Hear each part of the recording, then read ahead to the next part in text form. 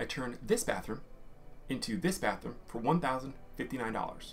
Also, I turned this bathroom into this bathroom for $1,779.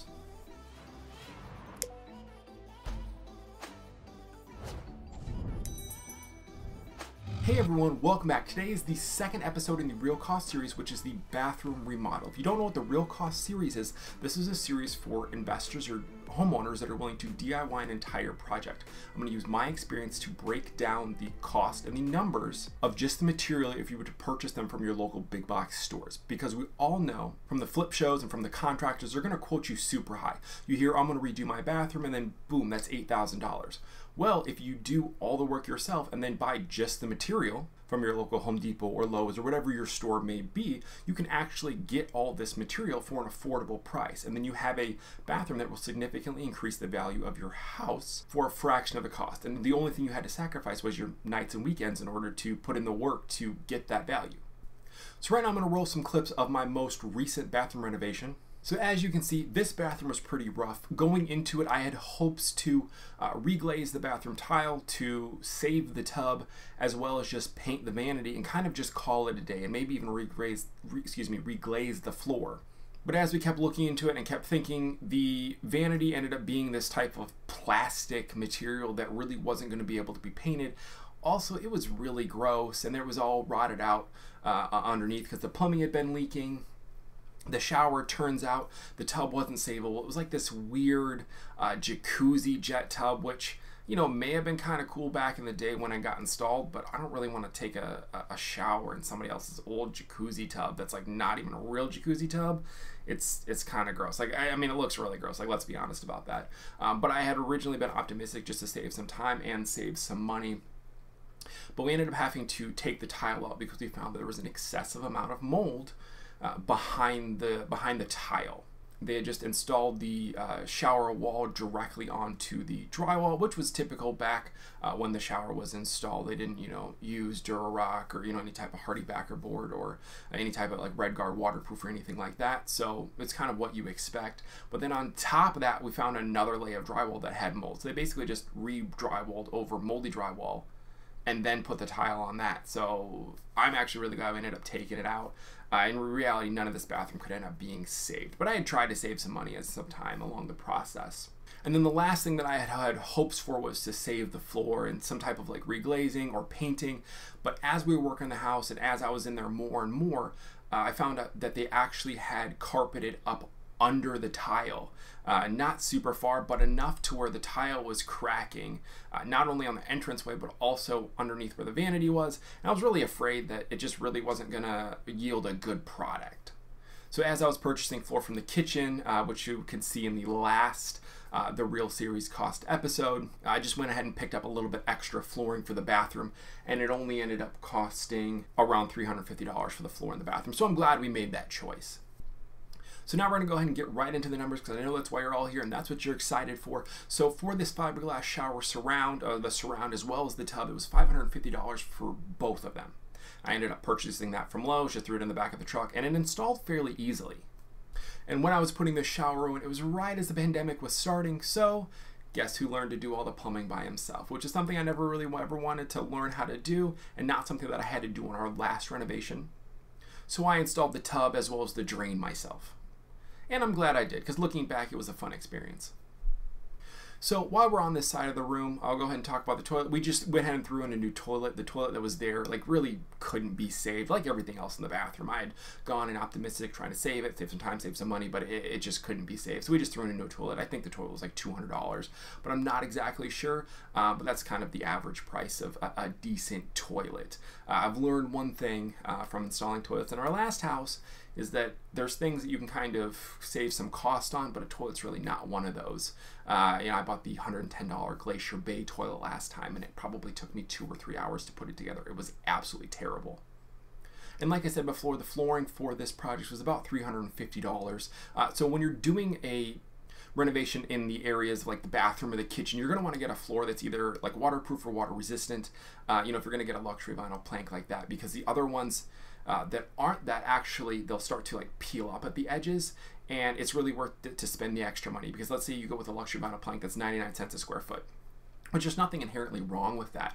But then you probably are going to have to put a underlayment pad underneath it, which that'll typically run you 50, 60 cents a square foot just to buy the pad. So at that point, you're at $1.70 a square foot. You might as well get the substantially better quality floor for $250, $260 a square foot, because let's be honest, you're doing this yourself, so you're saving money by not paying someone else to do it in, so you can actually put a more premium material and still save money. So the vanity in here was $219. We got it from Home Depot. This bathroom has like a weird size, so we didn't have a lot of options. It looks alright, it went well with our plumbing, and it seems to be made okay. And the faucet that sits on top of it is a $30 faucet from Home Depot. It honestly was the cheapest one that I could find. And I've had no complaints with it so far. It's a fairly decent quality one. It took just over a gallon of paint to paint the bathroom, so that was about $40. And then to move back to the shower, I actually ended up replacing all the innards of the shower. Because I learned from our last house that if we wanted to change the handles, it was actually easier just to go ahead and change all the plumbing in the shower. So then I knew everything was going to work. So I think that was like $100 or $110 for the handle and the spigot and, you know, everything kind of behind the wall. And then we ended up getting a different shower head for $90. And then we have another $50 in random plumbing parts. I had to go and redo the plumbing to the vanity as well as buy the kit for the drain for the shower. And that was all PVC, so nothing was very expensive. And then we ended up buying towel bars off Amazon. I think those were like $30. Then there was a couple personal touches we added to this bathroom. I didn't count it in the renovation budget, mainly because I forgot. And I'm only remembering right now as I'm looking at the clips. But the marble wrap on the laundry side countertop was like $10 off Amazon. We looked at actually replacing with a concrete countertop and I just building it, but there wasn't enough support in the cabinet that was there, and we weren't gonna go on it up and replace the cabinet because eventually this would become a rental, so that ended up being too much money and too big of a hassle to go ahead and do. So we just marble wrapped it, and it does make a big difference, and it's held up fairly well. As also, we put up that shelf above the washer and dryer. That's more of an aesthetic thing. We don't really keep anything on there, but it really helped the space.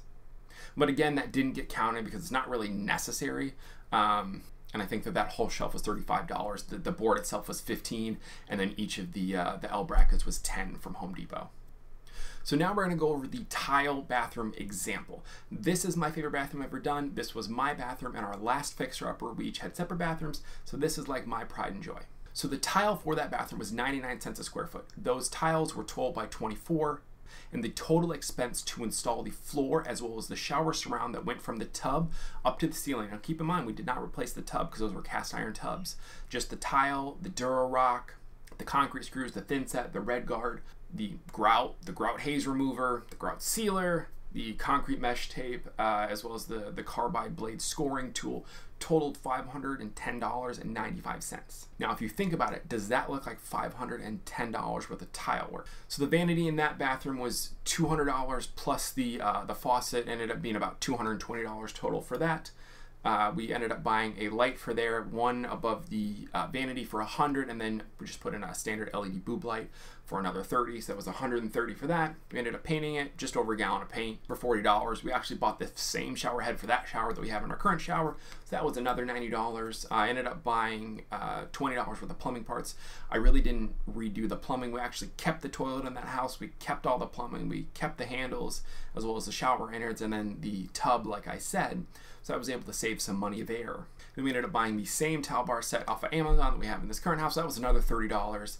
And keep in mind, this tile shower bathroom, like I said, was in our last fixer-upper. So that's why I don't have as many pictures, and it's not as great because I wasn't really as good about documenting it. Also, I can't go back and just retake pictures like I can now. And then I just tacked on another $20 for vapor barrier and random supplies like that. So realistically, that bathroom was just over $1,000. For a homeowner, that $1,000 mark is probably going to be a little bit closer to where you're at, because that's going to make the assumption that you have a shower that works and that isn't leaking, that you can keep the shower innards, you know, a toilet that you can keep, you know, a towel bar, and then you just have some of the base things that you don't have to just take everything down to the studs and start completely over. So now I'm going to break down the biggest difference between the fiberglass surround versus a tile shower. And that is time. As you can see, they were both about the same price when you're going to install them yourself. But the fiberglass surround took not nearly as much time as the tile did. Because for the tile, you have, you know, your vapor barrier, your Dura-Rock, you have to seal it, and then you have your red guard, and then you actually have to place the tile. But not only do you have to place the tile, you have to build out the shower niche. Also, you have to cut the tile. And on top of that, you have to wait for everything to dry in between steps. So if it's just a time factor, the fiberglass surround, even though it costs a little bit more, is substantially quicker. But if you're willing to take on a slightly bigger task with a little bit more labor involved, tile showers, they look really good and you can make a really good one. If you decide to go with tile, let me give you some tips on where to get your tile. Find a construction wholesale or something where you're able to get a tile for around 99 cents a square foot. Don't go and buy the travertine, and don't go to Home Depot. You know how they have that section in the middle where they show off all the fancy tile for $3.99 a square foot. It looks good, but you don't need it.